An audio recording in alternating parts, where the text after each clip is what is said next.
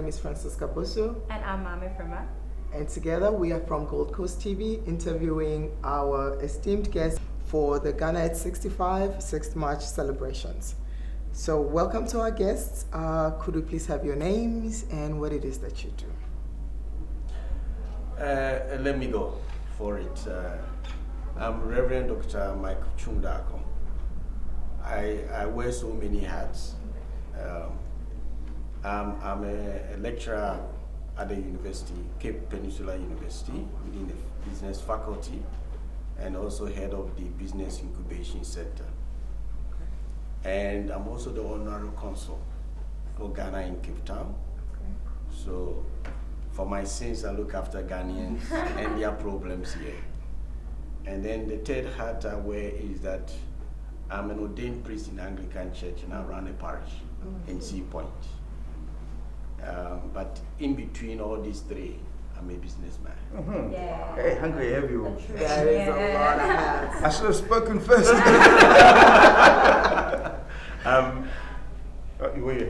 You done?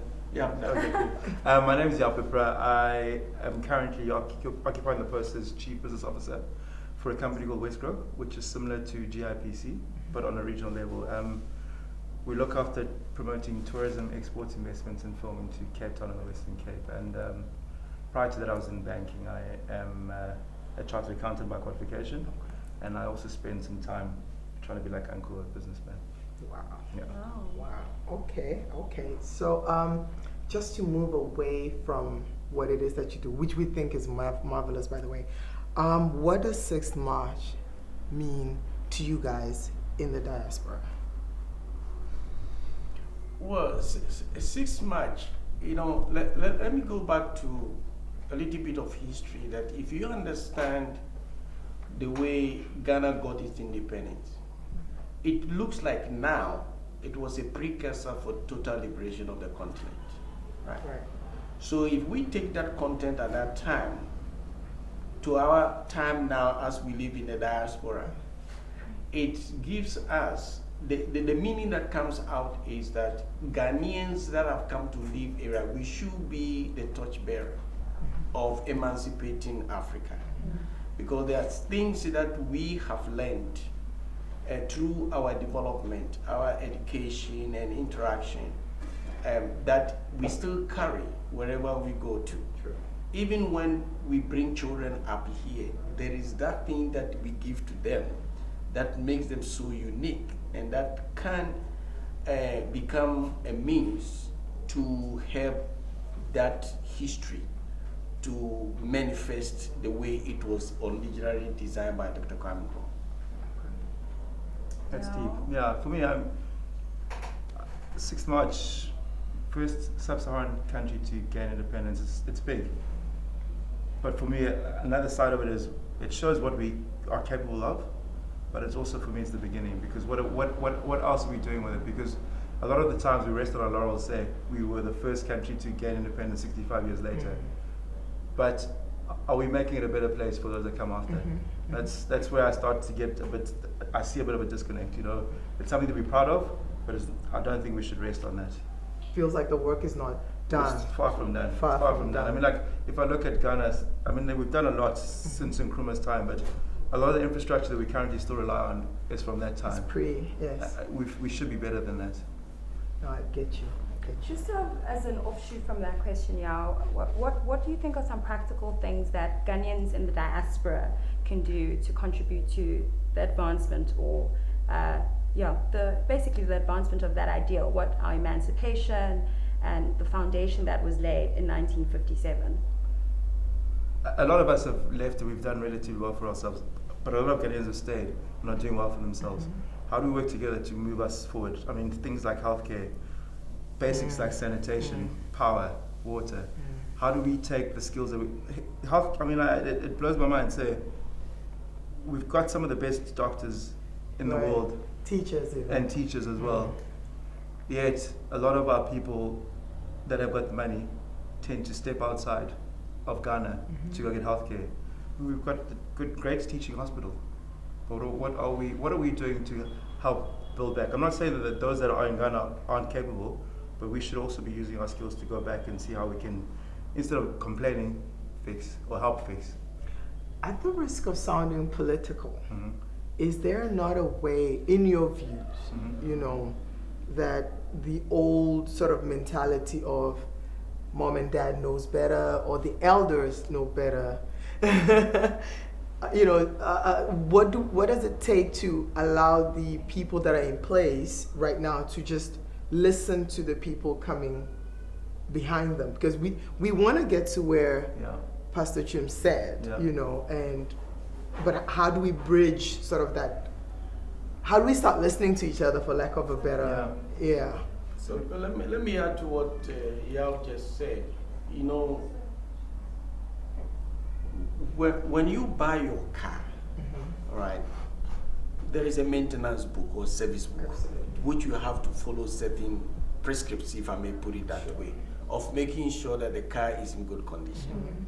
We took over infrastructure from the colonial masters, and we never maintained it. Sure. Right.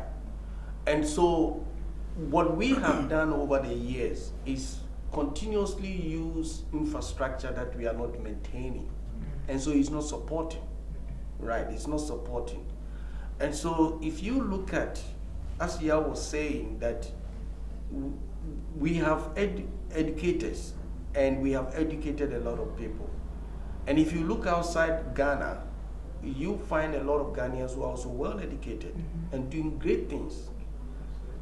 There's so much on this continent that coming together, we can be able to help. Where I'm sitting as an honorary consul, I see the number of investment or opportunities that wants to go to Ghana. And then you ask yourself, so what is Ghana doing? Right. People are moving from here to invest in the country, but the government is not doing anything.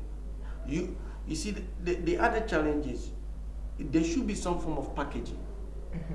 If you say there is one district, one factory, how do you package that for the world to invest in it? Sure. You can't just put it on a piece of paper and say one district, one district. You got to go further and say, in Eastern region, we have identified 2 districts that have a potential of bringing investment from South Africa or America or Europe. You don't just throw it to Ghanaians to go. The government play a very important role in terms of enabling privatization to take place, right?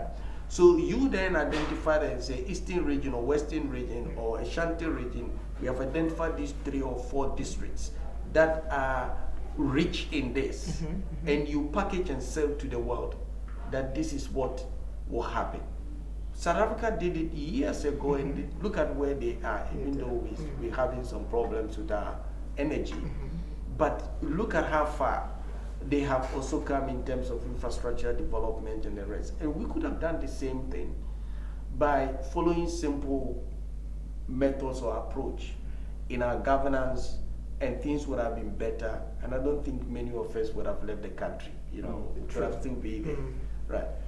But I'll go back to your question, Francisca, in terms of how can we try and find a way to speak to each other. I don't have the answer, because we've got a lot of traditions, some great cultures. My sister got married recently, and it was just nice just observing. Congratulations. Thank you. Just observing that whole process and procedure. But there's a lot of things that, and as much as they might be culture, are they still relevant? You know, how we relate to each other. It's a beautiful thing, and it's quite interesting to see. I mean, like, I have this conversation with my father all the time. He's like, but the Queen of England is still there. You know, they've still got that, but I think they've morphed how they operate within that system. I don't know if we have yet. I mean, a lot of our things, like for example, if you want to go and set up something in Ghana, getting access to land is hard because of how the system is set up. So we've just got to figure out, and I'm not saying I have the answer, but we've got to find a way to bridge the gap, because I mean, currently I think our president will turn 78 in March, at the end of March. The average Ghanaian is 21 and a half years old. There is a so we've got very old people with their ways of set ways. Exactly. I don't want to say that, but they've got their ways of how they've been raised and how they think the world is. And you've got a younger community who's on the internet, on the computers, on their cell phones, trying to get more information. have access to a whole lot more information, and they want to do a lot of things. But it feels like they get stuck. My father will keep on saying, so why don't you get into politics and then change this? I was like, I'm sitting with you in my own father in my own house, I'm having a conversation with you, and we can't even get there. Yeah. So what good am I going to do sitting in politics? Yeah. Imagine having so it's 100 of those. Yeah, exactly, right. And the thing is, it almost feels like a system where it's set in terms of the next one. It's somebody else's turn to lead, but it's somebody from the old guard who's the next person to lead. Which, anyway, and Uncle also mentioned something which I thought I should also I suppose add on, and it's the infrastructure story about living off old infrastructure. It's an African problem. It's not unique to Ghana. Mm-hmm. If you look at the continent over, a lot of our countries seem to be stuck with colonial infrastructure, which we're not really maintaining, and we should be better than that. I mean, if you look at this continent, where most of the resources in this world come from this continent. We've got the climate, we've got good people, we've got all the resources, yet we live off aid. How? Why? Right. You know, and I'm sure this is not the conversation we're supposed to be having today. But it's actually the very truth. I mean, it's where we are. It's the reality. Yeah. It's the reality of where we are at. You know, like,